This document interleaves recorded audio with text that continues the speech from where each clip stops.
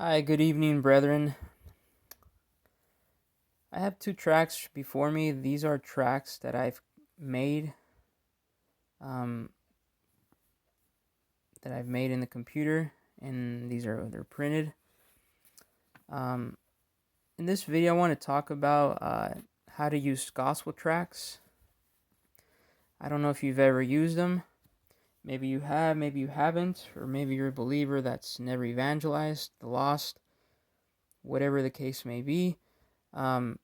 This video is going to go into my playlist titled Gospel Track Evangelism course, and it's pretty much a playlist. Well, I'll do um, not all in one time, but you know, throughout. I'll eventually get a. I'm compiling pretty much a playlist of videos of how to use gospel tracks, and hopefully you can find that playlist helpful. Um, I pretty much have one video I've made so far. It's just I'm really busy right now. I don't have a whole lot of time to make YouTube videos like other people. Um, my schedule is just different than yours and other believers, and especially those that are on YouTube. So I don't have a whole lot of time, which is why I don't make videos like every single day. I make one when I can, when I have the time. I'm just busy right now in my life, so but I wanted to take this time just to uh, show you how you can use gospel tracks, and I've been using gospel tracks for several years now. I love doing it. It's this the main form of evangelism that I use, the main method, and it doesn't matter which method you use of evangelizing the lost, whether it's open air preaching, whether it's door to door, personal conversations, internet evangelism, gospel tracks like here. It doesn't matter as long as you choose a method that presents the gospel to the lost, and where the lost are able to make a decision to trust Jesus Christ as their Savior. And some believers get too caught up in which method works best, and this method works, and there's no such thing as one method works better than the other. Any method that presents the unbeliever how to be saved and then eventually make a decision to trust Jesus Christ, it's an effective method. Because remember, it's not the method that saves, it's the gospel of Jesus Christ that saves. That's Romans 1:16. The power of God unto salvation is the gospel of Jesus Christ to everyone that believe it, to the Jew first and also to the Greek. It's not the method that saves. Nowhere in the New Testament will you find that a method saves, because otherwise I would be placing salvation on the believer and what the believer can do by his eloquent speaking, by what he says, sweet words, and that just doesn't save. Paul tells us that in in 1 Corinthians chapter 3 that the one plants, but the other waters, but God gives the increase. So at the end of the day, it's God that gives the increase. It's not us. So no matter how well you speak the gospel to someone, you're not going to save anyone, because the what saves is the gospel of Jesus Christ. And it doesn't matter whether it's on a paper like this, whether it's written form, or whether it's on audio or anything, or even you're hearing an open air preacher. It doesn't matter. At the end of the day, it's always going to be the gospel of Jesus Christ that's going to be saved, because that is the power of God unto salvation to everyone that believe it, to the Jew first and also to the Greek. And it can be said that the best gospel track is the Bible. So that's the best gospel track. But since we live in the 21st century, we have access to the printing press, and thanks to the man who invented that back in I believe the 16th century. I think his name was Gutenberg, or that I don't know if that's the machine that he invented, but gospel tracts are a great way to get the gospel out to the lost. And maybe you've used gospel tracts in the past, so you probably already know how to use them. But if you don't, it's fine. I actually have gospel tracts such as these, and I have a couple others that I've created. If you're interested in using gospel tracts, um, if you don't have maybe the means or the money to purchase tracts on your own, or you don't want something to be shipped to you, or whatever the case may be, I have these on PDF file, and I can give you the PDF file if you would like. You just have to provide your own. You would have to have your own computer and then your own printer. And I do recommend a high speed printer, high volume printer, such as like a laser printer, which prints in high volume. That way you can print a lot of these and then cut them and fold them. I get more into detail with that in my first video that I've made in the playlist that I've mentioned before. It's called Tract Evangelism course. Just checked out the other video, and I do have my email in the bottom of the video of the other video that I made in the Tract Evangelism course, if you're interested. If not, that's fine. It's okay. Maybe you already purchased your own tracts. That's totally fine. I just wanted to show you, brethren, how you can use gospel tracts. As I've said, I've done this for a couple of years. I get a lot of joy out of it. It's my main form of evangelism. But as you can see here, these tracts are not very big. There's some very small tracts. There's different size tracts. This one's, I would say it's medium size. You could see it's my hand. It's not very big. It's I think 3x5, or no, I think it's a little bit bigger than that. But it's a 3x5, I think. And there's different tracts. These ones specifically can be folded twice from top to bottom, and then they can fit easily into a credit card slot. And I would always recommend giving a tract with a smile to someone. Say, "Hey, can I give you something to read? Hi, how you doing? Can I give you something to read?" I would recommend saying something like that. Or you could just say, "Hi, how you doing? Did you get one of these?" And then people are going to be like, "No, I didn't get one." Well, here you go. And you can come up with your own lines. That's usually what I say. And people usually take the tracts. Most people take the tracts. I haven't had really a lot of people turn them down. Unless maybe you look grumpy or you look angry or sad. I don't know maybe they won't take them. But usually people take them. Sometimes people will just say, no, no, thank you. Just remember to always have a smile on your face and say those lines, or whatever line you choose to say. And that's how I would recommend. And if you're comfortable, you can always use a tracts as an icebreaker, just to have a spiritual conversation with someone and share the gospel with them if you're comfortable. I know that's not something that every believer is comfortable with, since we all have different personalities. There's no instruction in the Bible as to, you're supposed to do it this way or that way. The early believers in the early church, if you look in the New Testament, they pretty much used different methods of reaching the lost. Some open air preached, some went door to door, some had personal conversations, and there's no doubt in my mind that if they had access to a printing press, they would be using gospel tracts to get the gospel out to the lost. But as Mark 16:15 tells us, that Jesus says, "For go ye into all the world and preach the gospel to every creature." That is a command for every single believer. If you have trusted in Jesus Christ, that is a command to you, to me, to all believers. It's not a choice, it is a command. And he doesn't tell us how to do it, he just says go. So whatever method you choose, it doesn't matter. Whether you want to go into the internet and evangelize that way, that's fine. Millions of people today use the internet, and it's a great tool to reach the lost with the gospel.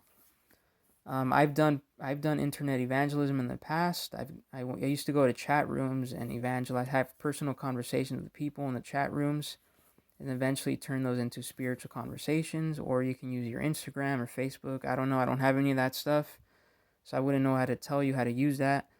But those are just some of the ways you can use the internet for evangelizing the lost.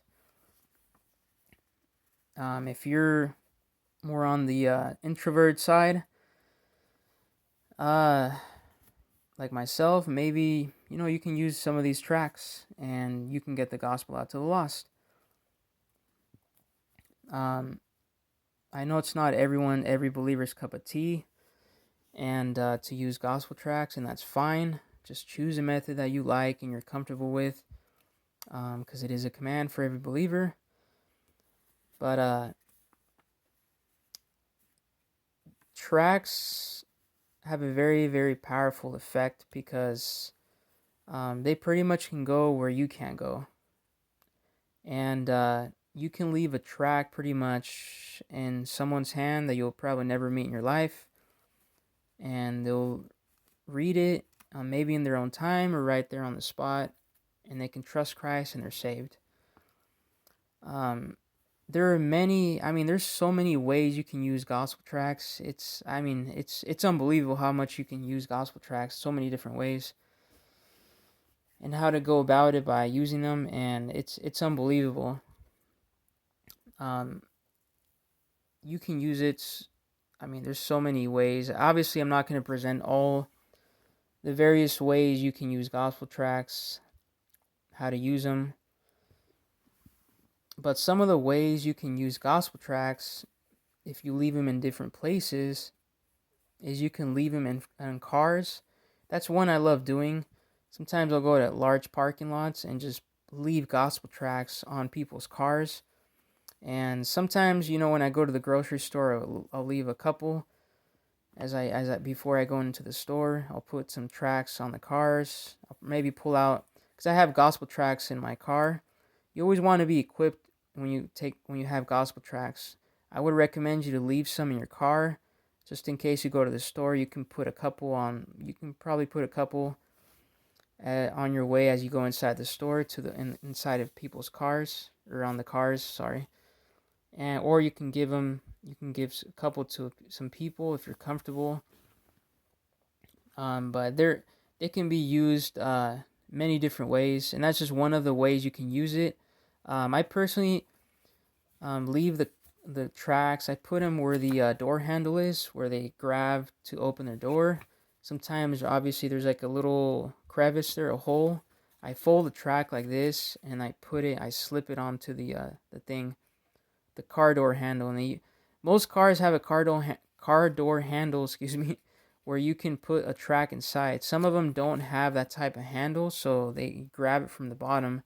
So it's going to be, obviously, you won't be able to put a tract like that.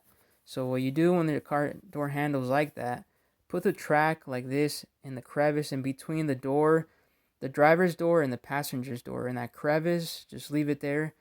And obviously when the person goes to their car, they're going to see that there's a bright colored leaflet, a gospel tract, and depending, they might read it, or you might find it later on when you get out of the store. You might find it that it's on the ground, and that happens. Some people just are gonna throw the tracts on the floor, and that just happens. Don't take it personal. Just move on. If the tract is in good condition, you can probably leave it in another car. So that's that. That's one way you can use a gospel tract. If you want, you can go to empty parking lots.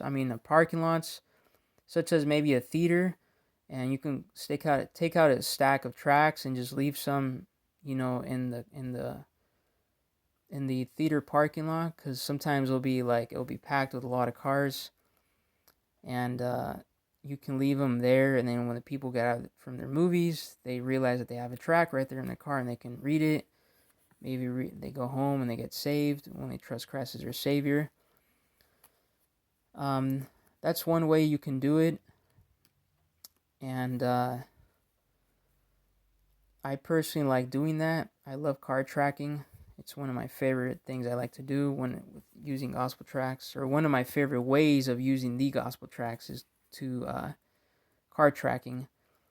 And another one would be in the gas pumps. When you go put your gas, as you put it, I don't know, depending what state you live in, but I think most states allow you to pump your gas. I'm out here in California, but um, if you pump your own gas, you can put a track at when you're done pumping your gas. You can slip a track like this, and just put it where the handle is of the pump. So you just stick it in there, and then the next person who pumps their gas will realize that they found a gospel tract. And that's another way. Another way to do it is to go inside bookstores such as a Barnes and Nobles or something, and you can put tracts in the books. When you leave tracts inside the store, you want to be careful because you might have workers seeing you. They might be like, well, "What is this guy doing? He looks suspicious." If you're gonna leave tracts inside, like such as bookstores and things like that, just be cautious how you go about it. Don't try to look too suspicious, because then the workers might see you. They might kick you out of the store or whatnot. Just be cautious as you do that. Or even if you go inside a Walmart or a Target, sometimes they'll have book aisles, some stores, and then you can leave tracts in the magazines. Sometimes I'll leave them in the magazines, especially popular magazines that people are reading, or just random books or crossword puzzle types of books, Sudokus and things like that. I leave them. I leave gospel tracts. That's one way. Um, I've seen even I saw a believer one time on YouTube where he was folding tracts and putting them in beer boxes where the beer bottles are in the wine or the alcohol area of like a Walmart. If you're I've never done it myself, but if you're willing to do that, I guess you can go ahead. That's another way of doing it. Anything inside the store, you just want to be cautious how you go about it, because as I said, you can get in trouble, or some people or a worker might see you. They'll say something. They'll call their manager, or they might just kick you out. Just be cautious. That's anything inside the store. Don't look too suspicious either. Another way you can put them is on restrooms. Public restrooms is another great way of getting these little gospel tracts out in public restrooms. I sometimes do that when I go, or if I remember, I'll bring a tract or two. I'll leave one when I go to the public restrooms, and I don't usually fold it. I don't ever really fold it. I leave it usually on top of the paper where people dry their hands to grab the paper on top of there. Just be careful where you leave a tract like this, or any tract in the public restroom, because if you leave it near or on top of a sink or near a sink, it might get wet, and you don't want a wet tract. You don't want people to receive a wet tract. And especially right now with this whole COVID-19, people are really like just weary of grabbing anything. I don't know. Some people are just weird like that. Even though I think the whole COVID-19 is phony, but people are just might not grab it, depending. I don't know what the person's heart is, but I would leave this on top of a dry place, and especially a place where the person or the people inside the public restroom can see it. It's visible. And sometimes in the stalls where you go do number two, the racks of where the toilet paper is, there's usually a space where you could like a flat space on top of the toilet paper roll. There's a plastic covering. You can put the track on top of the plastic covering, and then people will see that as they go inside the stall. They can see a track and they can read it. The same thing goes for if you're a woman. You can do the same thing inside the woman's restroom. And another way you can leave it is in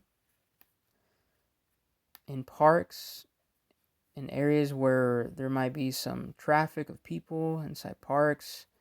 Maybe on if they're maybe the kid slides, and maybe a kid sees it, and if he's old enough, he could read it too. Or the kid, since they're usually curious, they may give it to their parents, and then their parents may read it, and then they get saved by trusting Christ as their Savior. That's another way. You can give them even to people, such as clerks or people that have helped you and serve it in and servicing you something, or maybe in a restaurant. In a restaurant, I would recommend you not to leave just a tract by itself, especially if you're in a sit-down restaurant. Always leave a tract with a tip. Um, it just looks bad if you leave just a tract with no tip. It's a bad testimony. And always leave a tip along with a tract. It doesn't have to be a big tip. Maybe it could be like $10 and up or something, however. But never leave a tract by itself. I've done that in the past, and it's not a good testimony. So just leave a tract with a tip always. And, your waiter or your waitress will appreciate that. They keep in mind that the waitresses and waiters work hard, and some of them just depend on tips. Just keep a good testimony and give one with a tip. That's another way to use them. You can also give these to your family members. If it's your family members, I would go ahead and talk to them. Usually, you're most likely going to be comfortable talking to family members as opposed to a complete stranger you don't know down the street. And you can give you can give a tract to your family member like that. Tell them, hey, I have something for you. I'd like for you to read when you get a chance. Or you can talk to them, and that can turn into a spiritual conversation. So it's a great way to give them to your family members or even to friends. If you have unbelieving friends, you can give one to your friends, and that can turn into a spiritual conversation. And that's another way of using these tracts. And there's so many different ways you can use them. I have more. There's obviously more ideas and how you can use them. But those are the ones that I can just think of from the top of my head. And there's so many different ways you can use them. I'm sure you can think of more of how to use them. There's so many ways. I'm going to get into now ways not to use them. Don't ever leave tracts inside mailboxes, because that is illegal. If you slip these in mailboxes that I know of, it's illegal. Don't do that, please. Because that can get you in trouble. Don't leave them in illegal areas, or don't trespass into someone's property and leave a tract. If there's a no soliciting sign, just be respectful and don't leave a tract there. Because if you're leaving a tract and a no soliciting sign, it's going to make us Christians, just going to make you look bad. Just be respectful of people, or even if people you're giving it to someone and someone tells you no thank you, and you're still insisting on, here, take it. Just be respectful. If someone tells you no, just move on. It's fine. Well, it's not going to be fine for them. We know that, because, if they reject Christ, they're going to end up in hellfire for all eternity. But, God gives free will to man. Man has a responsibility in that he has to trust Christ as his Savior. Otherwise, he's going to die and go to hell. But just know that when they say no, they're not rejecting you. They're really rejecting Jesus Christ. Because if it was a track of partying, of strip clubs and naked women, that you'd be handing these out in the thousands. Because that's just what society loves. They love sin. But just remember, when people tell you no, just move on, go on to the next person, and it is what it is. And I've had to learn that in the past. So that's something to keep in mind. And don't give a tract that looks really dirty, or that has your fingerprints on it, or that has like some stains of some coffee or even food or whatnot, or just some dirt. Don't give those out like that, because if you give out a dirty tract, it's not a very good testimony, and it's just not great.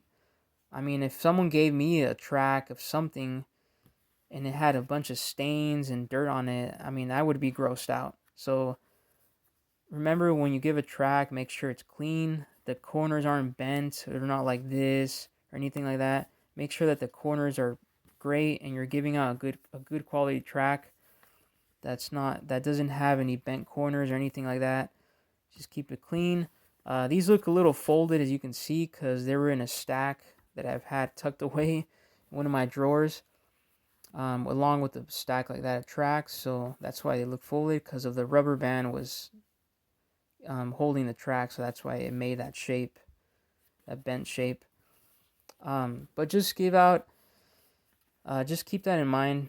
Always give out good looking tracts. If you see a tract in your stack that's dirty or has your fingerprints, just throw it in the trash. You don't want to give that out. Don't ever assume that a tract in the floor can't save anybody, because it definitely can. Even a tract in the trash can save somebody.